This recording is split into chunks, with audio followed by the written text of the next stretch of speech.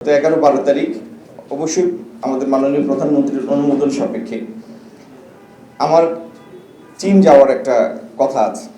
তো আমরা চীনের পৃথিবীর র্যাঙ্কিং মানে ইউনিভার্সিটি র্যাঙ্কিংয়ের নাম্বার 1 উক্সিতে সেই ইউনিভার্সিটিটা, তাদের সাথে আমরা ইতিমধ্যে আলাপ করেছি।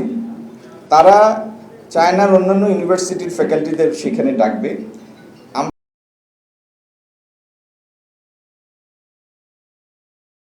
বৃদ্ধি, আমরা এখন 1 হেক্টরে যে পরিমাণ পাট পাই সেখান থেকে আমরা কিভাবে আরো বাড়তি পাট উৎপাদন করতে পারি, উন্নত পাট বীজ এই জায়গা থেকে শুরু করে পাট পণ্য বহুমুখীকরণ এবং ডিজাইনের ক্ষেত্রে আরো বৈচিত্র্য আনা, ডিজাইনের ইমপ্রুভমেন্ট যেটা ইউরোপ এবং অন্যান্য দেশের মধ্যে সমাদৃত হয়, এই পুরো চেইনটির উন্নতির জন্য আমরা চাই চীনকে ইনভলভ করতে।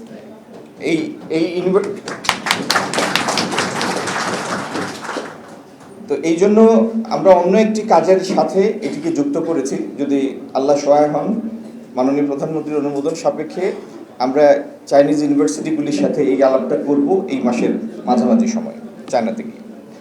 দ্বিতীয় হলো, আমাদের জেডিপিসি যারা আছেন তাদেরকে দিয়েছি আমরা একটা কৌশলপত্র প্রণয়নের জন্য। আমাদের প্রাইভেট সেক্টরে যারা আছেন তাদের সাথে মিলে তারা একটা কৌশলপত্র প্রণয়ন করবে। সেটার সাথে চীন থেকে আমরা যা জানবো শুনবো সেটাকে আমরা অ্যালাইন করব।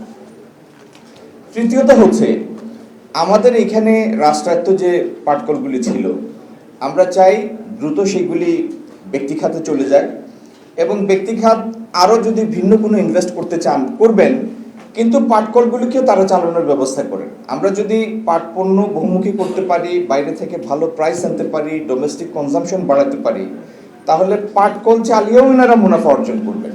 প্রয়োজনে মেশিন পরিবর্তন করবেন, নতুন মেশিন আনবেন, সেটার জন্য আমরা সহায়তা দেব, সরকার সহায়তা দেবে।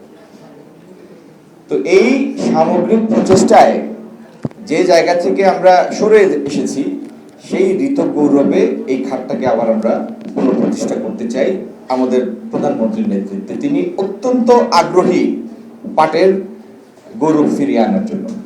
আপনাদের সবার সহযোগিতায়, আল্লাহর মেহেরবানিতে ইনশাল্লাহ আমরা আমাদের কাঙ্ক্ষিত লক্ষ্যে পৌঁছাবো এবং আমাদের কাজগুলি হবে একটা টাইম বাউন্ড প্ল্যান।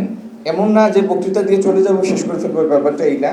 আপনারা আমার সবার সম্মিলনেই আমরা এগোবো এবং সেটা একটা টাইম বাউন্ড প্ল্যান থাকবে এবং আমাদের এই পর্যায়গুলির কোন সময়ে আমরা কতটুকু অগ্রগতি অর্জন করেছি, কোথায় আমরা পিছিয়েছি, সেটা কিভাবে কাভার করব, এগুলি পর্যালোচনা সাপেক্ষে আমরা এগোবো।